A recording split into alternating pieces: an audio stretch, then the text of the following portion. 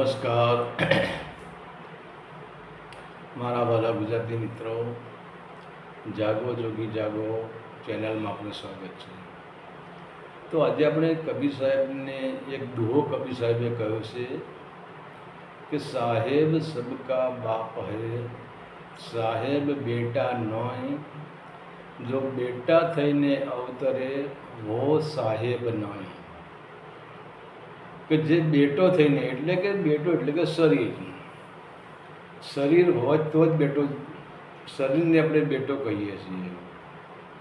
તો જે શરીર ધારણ કરે છે, પછી કોઈ પણ પ્રકારનું શરીર હોય, ચાહે પશુ હોય, પ્રાણી હોય, પંખી હોય, જાનવર હોય, કીટ હોય, પતંગ હોય, કે જળચર હોય, કે ભૂચર હોય, કે ખેચર હોય, કે અંડજ હોય, છેદજ હોય, ઉદ્ભિદ હોય, કે યોનિ હોય, ચાર યોનિમાં કોઈ પણ પ્રકારની યોનિમાં હોય। અને જે આપણે દેવ લોકોને પણ આપણે શરીરધારી આપણે જોઈ રહ્યા છીએ, આપણે દેવી દેવતાનું પણ શરીર જોઈ રહ્યા છીએ, બ્રહ્મા વિષ્ણુ મહેશનું પણ જે શરીર જોઈ રહ્યા છીએ, અને જે શરીરથી જે કર્મ થઈ રહ્યું છે, શરીર ક્રિયાઓ કરી રહી છે, એ ક્રિયાઓ જે કરી રહી છે ને જે શરીર ધારણ કરે છે, અને એક જો કે શરીર એ 5 તત્વ અને 3 ગુણથી અંદર રમી રહ્યું છે।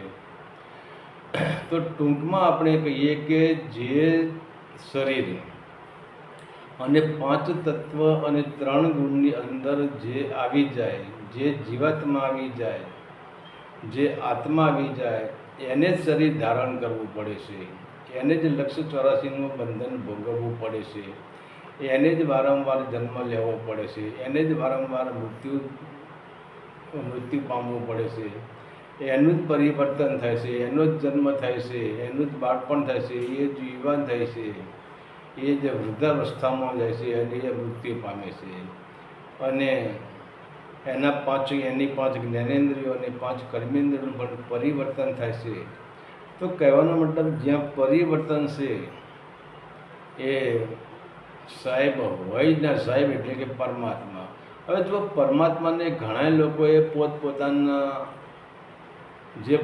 જે ભાવ પ્રગટ થયો, એ ભાવથી પરમાત્માને સંબોધન કર્યું છે। કોઈએ સાહેબ કીધો છે, કોઈએ હરિ કીધો છે, કોઈએ ભગવાન કીધો છે, કોઈએ પ્રેમી કીધો છે, કોઈએ એને ધણી કીધો છે, કોઈએ નકળંગ ધણી કીધો છે, તો કોઈએ એને જાદુગર કહ્યો છે, અને કોઈએ એને આશિક કહ્યો છે, તો કોઈએ એને માવતર કહ્યું છે, કોઈએ એને બાપ કહ્યો છે। તો આવા અત્યંત પ્રકારના, કોઈએ એને ગુરુ કહ્યો છે। તો કહેવાનો માટે અત્યંત પ્રકારના જેના અંદરના જે ભાવ પ્રગટ થયા છે, એને એવા આપણે પરમાત્માના નામ આપી દીધા છે। તો કબીર સાહેબને અંદરથી એક ભાવ પ્રગટ થયો કે પરમાત્મા એટલે કે સાહેબ। હવે સાહેબનો અર્થ શું થાય કે જેનો ઊંચામાં ઊંચો હોદ્દો એને આપણે સાહેબ કહેવાય। તો જગતમાં આપણે જોઈએ છીએ કે જ્યારે આપણે સ્કૂલમાં જઈએ છીએ, જ્યારે આપણે સ્કૂલમાં જતા નથી ત્યારે સાહેબ નથી હોતો, પણ જ્યારે આપણે સ્કૂલમાં જઈએ ત્યારે આપણા માથે ધણી, સાહેબ એટલે કે ધણી, સાહેબ એટલે કે સંચાલક, આપણને કંટ્રોલમાં કરવાવાળો, જેની ઉર્જા આપણને આપવાવાળો વ્યક્તિ। તો તમે જુઓ, પહેલાં ધોરણમાં બાળક જાય એને એકડાની કે કની ખબર પડતી હોતી નથી, પણ સાહેબ એની ઉર્જા એ વિદ્યાર્થીને આપે છે, એને માર્ગદર્શન આપે છે, એને ચલાવે છે। તો જે સાહેબ એટલે એની ઉર્જામાંથી, એની ઉર્જા એ આપણને આપે છે, અને આપણને જે ઉર્જાવાન બનાવે છે, અને એની ઉર્જાથી જ આપણે પ્રગતિ કરી રહ્યા છીએ। તો સાહેબ એટલે આમ સાહેબનો અર્થ ગુરુ થાય, સાહેબનો અર્થ માલિક થાય, સાહેબનો અર્થ માર્ગદર્શક થાય, અને સાહેબનો અર્થ એ થાય પણ અંધકારમાંથી પ્રકાશમાં લઈ જવાવાળો માણસ, એને સાહેબ કહેવાય। અને સાહેબનો અર્થ થાય કે છેલ્લી ટોચમાં જે આપણે સાહેબનો અર્થ ગણીએ કે સાહેબ કોઈ દિવસ નાનો ના હોઈ શકે, સાહેબનો કોઈ બાપ ના હોઈ શકે, સાહેબની કોઈ માં હોઈ ના શકે, સાહેબનો કોઈ પરિવાર ના હોઈ શકે. તમે જુઓ, મોટી મોટી કક્ષા એને આપણે સાહેબ કહીએ છીએ, અને સાહેબથી મોટું કોઈ નહીં. તો પછી એક વખત આજે આપણે કહીએ કે રબારીની આપણે વાત કરીએ તો મેં દાદા પાસે આ વાત સાંભળેલી છે. તો રબારી એ જે જંગલમાં આ ઘેટા બકરા ચરાવતો હતો, એને એમ હજુ ઘેટા બકરા ચરાવીને સાંજનો સમય છે, ઘરે આવે છે. ઘરે આવે ત્યારે એને રસ્તામાં એક ત્યારે તો બધા કોઈ આશ્રમ હતા જ નહીં, ત્યારે બધા જંગલો હતા, અને સાધુ સંતો અને ગુરુઓ બધા જંગલોમાં જ રહેતા હતા. અને જંગલમાં કોઈ સારું વૃક્ષ હોય ત્યાં ગુરુજી બેસતા, ત્યાં ઓટલો બનાવેલો હોય, ઓટલા પર ગુરુજી બેસતા, નીચે એમના સેવકો શિષ્ય બેસતા. અને ત્યારે પછી આજે રબારી છે એ ઘેટા બકરા લઈને ચારવા જે ઘરે આવતો હતો, એને અને આ ગુરુનો શિષ્ય વચ્ચે સંવાદ ચાલી રહ્યો હતો.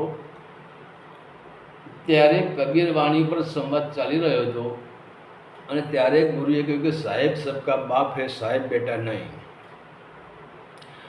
અને ત્યારે પછી કહ્યું કે એક શિષ્યએ ગુરુજીને પ્રશ્ન કર્યો કે ગુરુજી, સાહેબ એટલે કે સૌથી મોટો થવું હોય તો શું કરવું પડે?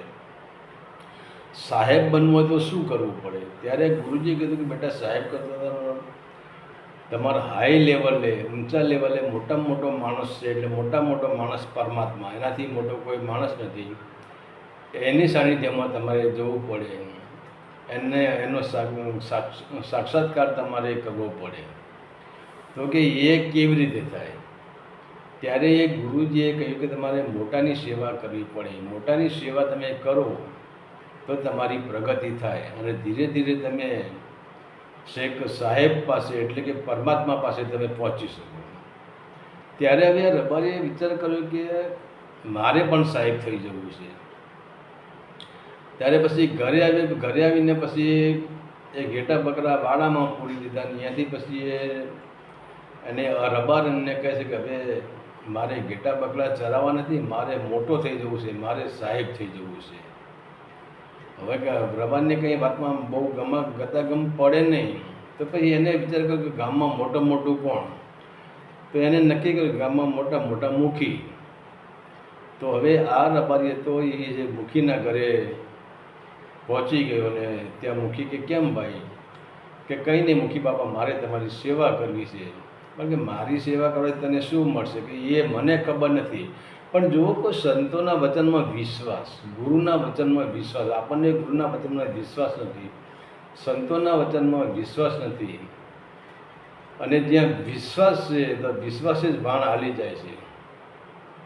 અને વિશ્વાસ એક એવી દોરી છે કે તમને જો શ્રદ્ધાને વિશ્વાસ આવી ગયો તો એ દોરી પછી એ બંધન તૂટતું જ નથી. અને શ્રદ્ધાની વિશ્વાસમાંથી પ્રેમનો જન્મ થાય છે. અને જ્યાં પ્રેમનો જન્મ થયો, જ્યાં પ્રેમની દોરીએ ભગવાન બંધાણા. આપણે જોઈએ કે નરસિંહ મહેતાને, મીરાબાઈને, આવા અસંખ્ય સંતો છે, એની સાથે ભગવાન કૃષ્ણ પ્રેમની દોરીએ બંધાણા હતા. અને ભગવાન રામ હનુમાનજી સાથે પ્રેમની દોરીએ બંધાણા હતા, સબરી સાથે પ્રેમની દોરીએ બંધાણા હતા. તો જ્યાં પ્રેમની દોરી આવી ગઈ ત્યાં સંપૂર્ણ પૂરું થઈ જાય છે, અને ત્યાં તમે સૌથી મોટા થઈ જાવશો. તો હવે આ જે રબારી હતો એ મુખીના ઘરે ગયો, અને મુખીને કંઈ મને એ કંઈ ખબર નથી, પણ એક સાધુનું વચન છે, એક બાવાનું વચન છે, એક બાવો બોલે છે કે તમારે સાહેબ થવું હોય, તમારે સૌથી મોટા થવું હોય તો મોટાની સેવા કરવી પડે. તો મુખી કહે કે વાંધો નહીં, તું ભાઈ સેવા કર મારી. મુખી કે મારે કે પગાર લેવો નથી, ખાલી મને તમારી સેવા કરવા દો. હવે આ ભાઈ મુખીની સેવા કરવા માંડ્યા. એમ કરતાં 5-10 દિવસ થયા ને પછી મુખીએ રબારીને કહ્યું કે ભાઈ તું આમ કરને, આમ કરને, અહીંયા પોતું મારી દે ને, ટેબલ સાફ કરી દે ને, અહીંયા તોરણ બાંધી દે ને, અહીંયા ફૂલદાની લગાવી દે ને. ત્યારે પછી આ રબારીને એમ થયું કે મુખી કેમ આજે આવું કરાવે છે? ત્યારે એને પૂછ્યું કે મુખી બાપા, તમે 5 દિવસથી હું જોઉં છું તમે આવું કંઈક કરાવતા, આજે કેમ આવું કરાવો છો? ત્યારે એને કીધું કે ભાઈ હું તો ગામનો ધણી છું, અને આજે આપણા ઘરે તાલુકામાંથી મામલતદાર આવવાનો છે, તો એના માટે આપણું સ્વાગત એનું કરવું પડે. તો રબારી કહે તમારાથી મોટા, કે હા એ મારાથી મોટા. તો હવે રબારીને થઈ ગયું કે હવે હું આ મુખીની સેવા શા માટે કરું, હું મામલતદારની સેવા કરું. તો હવે રબારીએ મુખીને છોડી દીધા ને એ મામલતદારની સેવા કરવા માંડ્યો.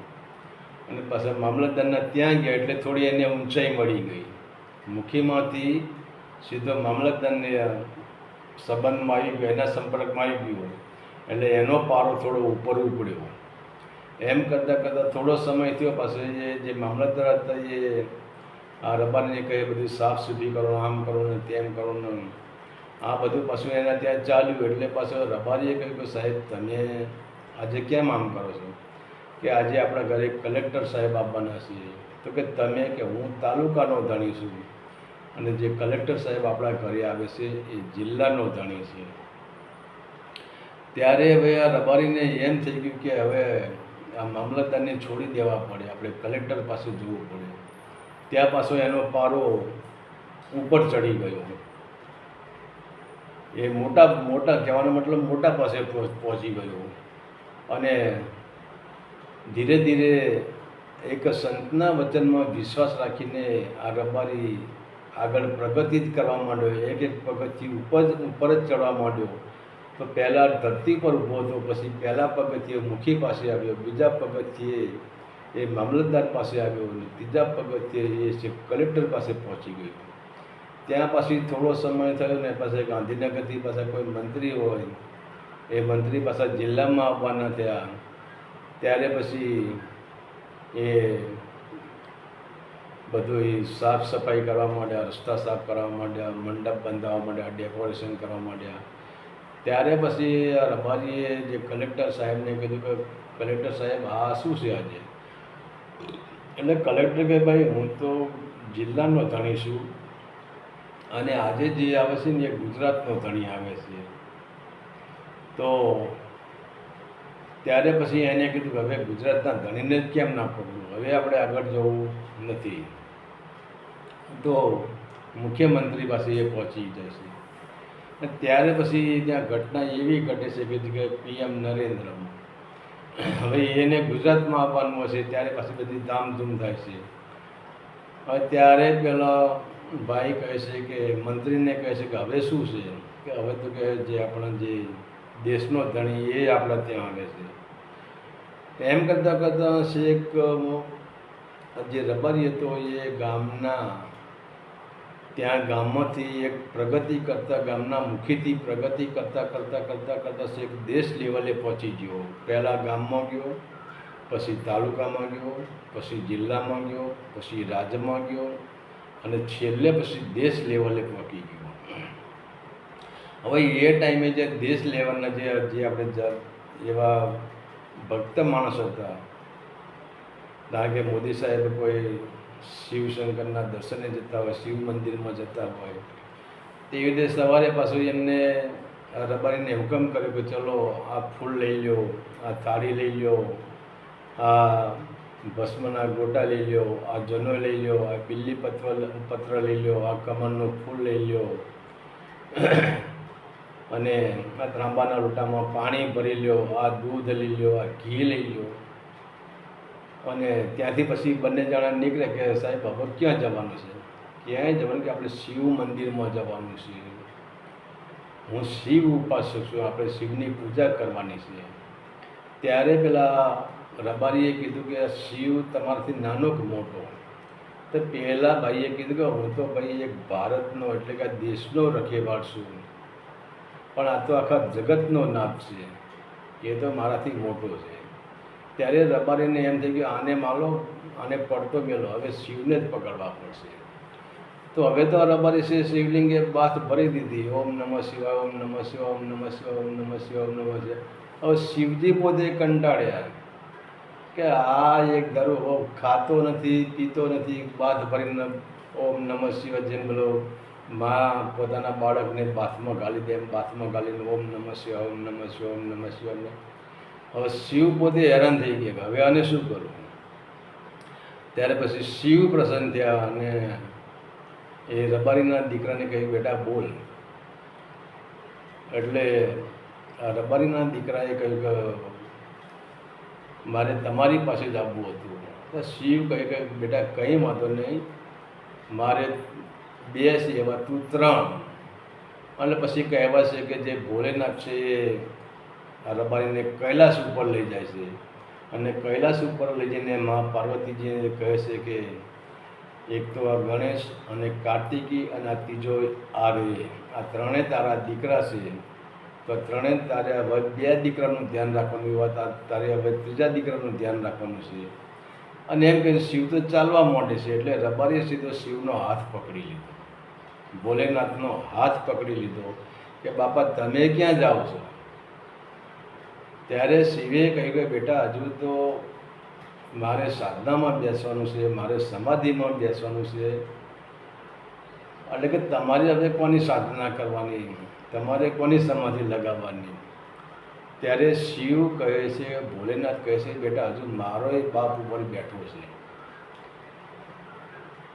ત્યારે રબારીને એમ થયું કે જે પેલા સાધુ સાહેબ કહેતા હતા એ હવે રબારી ભગવાન શિવને કહે છે કે હું જંગલમાં હતો, જંગલમાં હું ઘેટા બકરા ચડાવતો હતો, ત્યારે એક સાધુ બેઠા હતા, એના સેવકો બેઠા હતા, અને એ સાધુએ સેવકોને એવું કહ્યું કે સાહેબ સબકા બાપ હોય, સાહેબ બેટા નહીં. તો ભગવાન શિવ કે હા બેટા વાત તારી સાચી છે, સાહેબ બધાનો બાપ છે, અને સાહેબનો બાપ તો કોઈ નથી, મારો બાપ પણ સાહેબ જ છે.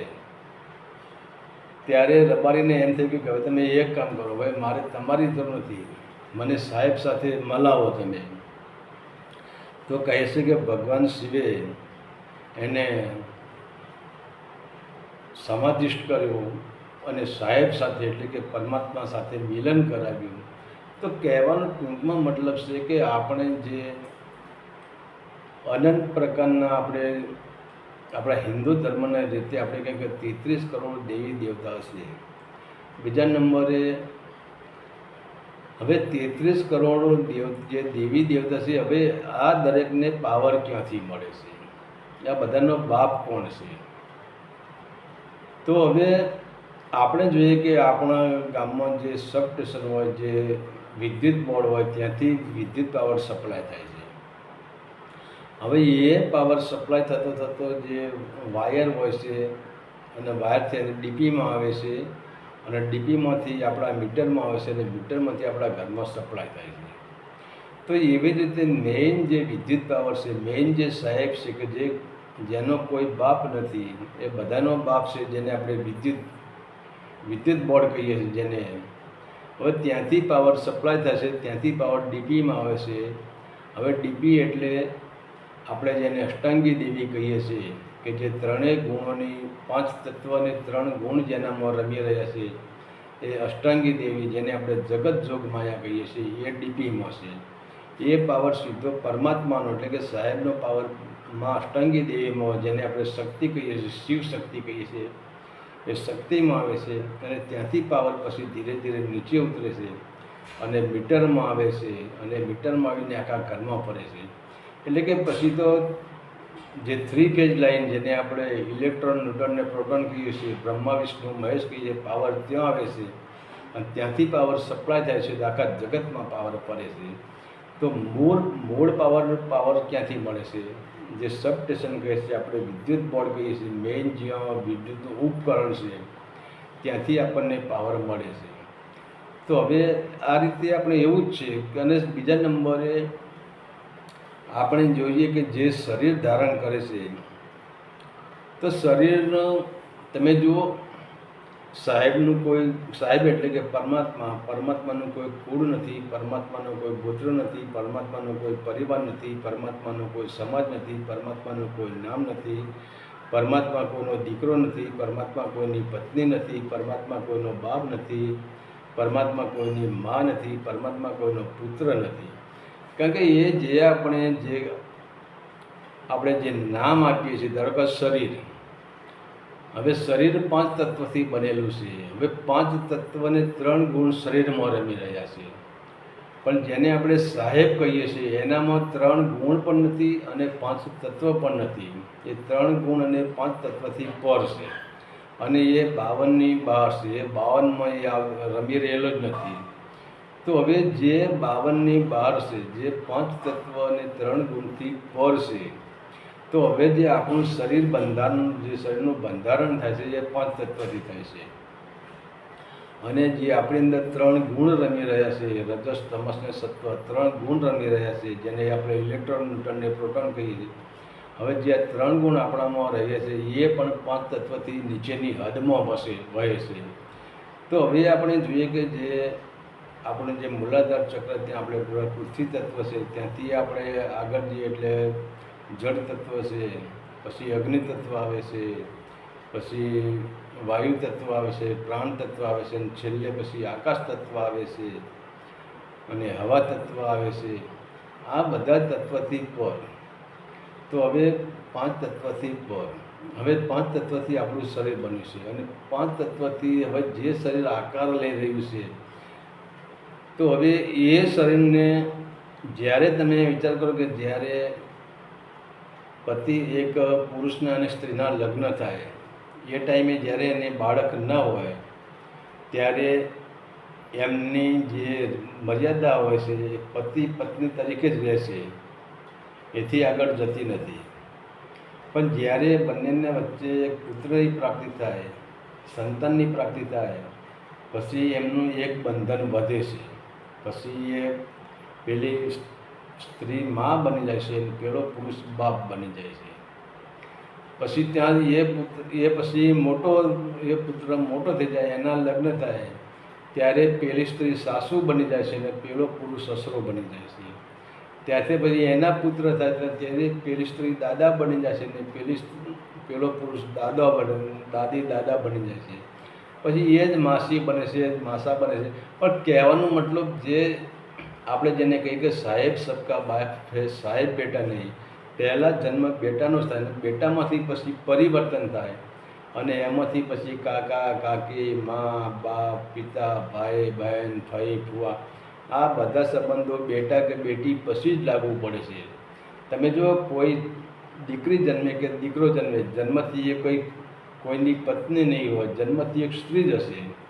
અને પુત્ર જન્મે તો જન્મથી એ પુરુષ જ હશે, સ્ત્રી અને પુરુષ જ હશે, કોઈ સંબંધ નહીં હોય. સંબંધો પાછળથી જ બંધાય છે. અને બીજા નંબરે જ્યારે જન્મ થાય છે ત્યારે સ્વયં અનામી હોય છે. એનો કોઈ સમાજ હોતો નથી, એનો કોઈ પરિવાર હોતો નથી, એનો કોઈ ધર્મ હોતો નથી, એની કોઈ જ્ઞાતિ જાતિ કંઈ જ હોતું નથી. પણ કહેવાનો પાછળ ધીરે ધીરે સમાજે એને પછી જે પરિવર્તન, જે સમાજે એના મનની અંદર બધા આવરણો ભરી દીધા હોય છે કે હું તારી માં છું, ના તારો સમાજ છે, ને તું હિન્દુ છે, ને તું મુસ્લિમ છે, ને ભગવાન કૃષ્ણ આપણા ભગવાન છે, ને રામ આપણા ભગવાન છે, ને રામદેવ પીર આપણા ભગવાન છે, ને આ આપણા ધર્મગ્રંથો છે, ને આ આપણા ગુરુઓ છે, ને આ આપણા સાધુઓ છે, ને આ આપણા દેવી દેવતાઓ છે, ને આ આપણા મંદિરો છે, ને આ હિન્દુ મંદિર, આ જૈન મંદિર, આ બધો કચરો પછી પાછળથી ભરાઈ ગયો. હવે ભરાઈ ગયો કોનામાં? સાહેબનામાં ભરાણો નથી. સાહેબ તો અખંડ છે જ, પણ આપણા પિંડમાં સાહેબ તો બ્રહ્માંડમાં રમી રહ્યો છે. અને એટલે જ અહીંથી જેમ વિદ્યુત દ્વારા, જેમ જે વિદ્યુતથી એની દ્વારા ઉતરે છે, વિદ્યુત શક્તિ ઉતરે છે, તો સાહેબની પોતાની શક્તિ જ અહીંથી ઉતરી રહી છે. અને આપણે આ જગતરૂપી જે નગર છે, આ સંસારરૂપી જે કાયાથી આ બ્રહ્માંડ છે, અને આ પિંડ છે, પિંડ એટલે કે સંસાર, આ સંસારમાં જે શરીરધારી છે, જે રચનાઓ આપણે જોઈ રહ્યા છીએ, એ બધી આની શક્તિથી જ ઉતરી રહી છે. પણ એ પોતે જે શક્તિ છે, અને જેના 5 તત્વની અંદર જે શક્તિ રમી રહી છે, એ સાહેબ હોઈ જ ના શકે. કારણ કે એ બધા આવરણ છે, અને આવરણ એટલે કે એ દેહધારી છે, અને સૂક્ષ્મ દેહ હોય તો પણ એ સાહેબ ના હોઈ શકે. કે સાહેબ ઉપર કોઈ અધિકાર જ નથી. સાહેબ મોટામાં મોટી જો જે ડિગ્રી હોય, એટલે કબીર સાહેબે પરમાત્માને સાહેબ કહ્યો છે કે સાહેબથી મોટી કોઈની ડિગ્રી નથી, અને સાહેબથી મોટો કોઈ બાપ નથી. અને કોઈ જો એવો દાવો કરતો હું સ્વયં પરમાત્મા છું, તો પહેલી વસ્તુ તો શરીર તો પરમાત્મા હોઈ જ ના શકે, અને શરીર એ ગુરુ પણ ના હોઈ શકે. તો પછી પરમાત્મા ક્યાંથી હોય? ગુરુ એ શરીરધારી નથી. તમે જો ગુરુને શરીરમાં જોવા જશો તમે સાહેબને નહીં પકડી શકો. પણ તમારે જો સાહેબ જ કે કોઈનો આપણા બાપને જોવો હોય તો શરીરને છોડી દેવું પડે. અને શરીરને છોડી એટલે કે પિંડને છોડી દેવું પડે. અહીંથી નીચેના ભાગને છોડી દેવો પડે. અહીંથી પિંડમાંથી નીચેના ભાગમાં જેને આપણે જગત નીચે જગત છે અને ઉપર બ્રહ્માંડ છે. તો સાહેબ બ્રહ્માંડમાં બેઠો છે અને બ્રહ્માંડમાંથી જ એની ઉર્જા દરેકને પોષણ આપી રહી છે. માનો કે આપણે અહીંયાથી નાભી ચક્રથી માંડીને આપણે ત્યાં કંઠ ચક્ર સુધી આવીએ ત્યાં સુધી તમે જુઓ ગણપતિ અને રિદ્ધિ સિદ્ધિ મૂલાધારમાં બેઠા છે. ત્યાંથી આગળ જો તો બ્રહ્માને સાવિત્રી બેઠા છે. ત્યાંથી આગળ જાઓ તો વિષ્ણુને લક્ષ્મીજી બેઠા છે. ત્યાંથી આગળ જાઓ તો શંકરને પાર્વતી બેઠા છે. આંખના જે દેવતા છે એ અગ્નિદેવ છે. હાથના દેવતા ઇન્દ્ર છે. તો દરેક દેવતાઓ પિંડમાં રમી રહ્યા છે. તો વિચાર કરો કે દેવતાઓ પિંડમાં રમી રહ્યા છે બે આંખોથી નીચે, જેને આપણે પિંડ કહીએ છીએ, જેને સંસાર કહીએ છીએ, જેને ત્યાં દરેક દેવતાઓ પાંચ તત્વ અને 3 ગુણ આની અંદર દરેક નીચેના દેવી દેવતાઓ રમી રહ્યા છે. ઉપર તો સાહેબ બધાનો બાપ, સાહેબ એક જ ઉપર બેઠો છે, એના સિવાય કોઈ ઉપર નથી. એટલે કબીરે કહ્યું છે કે સાહેબ સબકા બાપ હે, સાહેબ બેટા નહીં. અને સાહેબ થઈને અવતરે છે. ઉપરથી જે નીચે આવી ગયો સાહેબ હોઈ જ ના શકે. તો કબીર સાહેબે આપણને ખાલી એક ચોપાઈમાં એટલું બધું જ્ઞાન આપી દીધું છે. અને આપણે આમ પણ જોઈએ કબીર સાહેબની કોઈ પણ ચોપાઈ, કબીર સાહેબનું કોઈ પણ વાક્ય જો આપણે સમજી લઈએ તો કબીર સાહેબે આપણને જેટલું સ્વાદિષ્ટ અને પ્રેમભર્યું ભોજન પીરસ્યું છે એની તો વાત જ અલગ છે. હરિ ઓમ તત્સત. આદેશના પ્રણામ.